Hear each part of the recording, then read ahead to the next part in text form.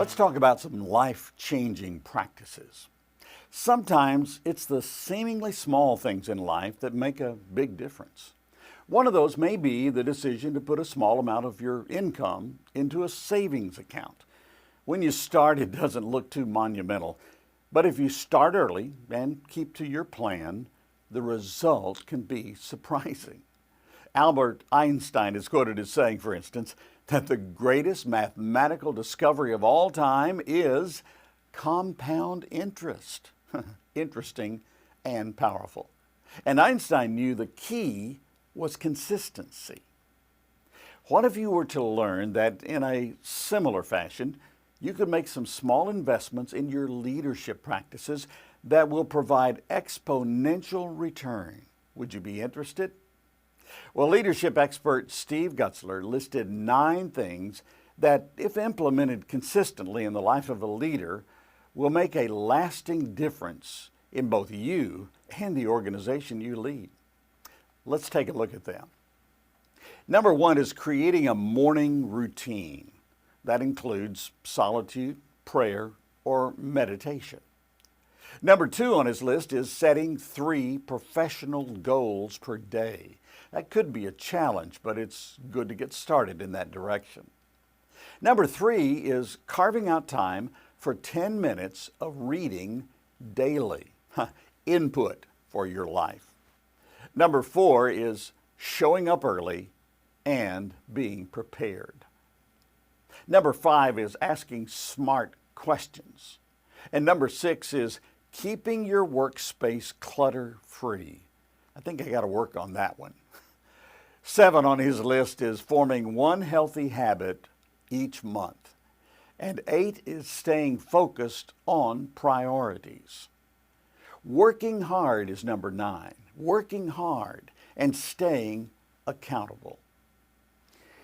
Let me highlight just 3 of these and add just a bit to it.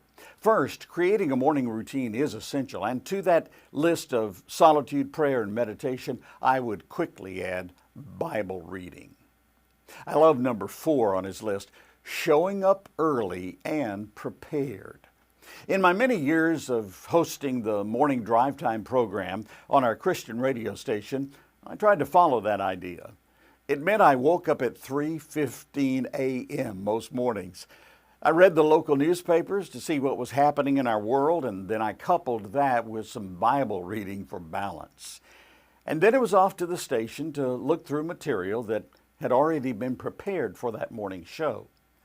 Just before we went on the air at 6 a.m., our whole team took time to pray. It became a routine, a habit, and it served us well. The last principle Gutzler mentions is critical. Work hard and stay accountable. Now, you may have a board over your organization to whom you stay accountable. That is great. You see, the ministries and companies who skip that accountability part eventually find themselves in trouble.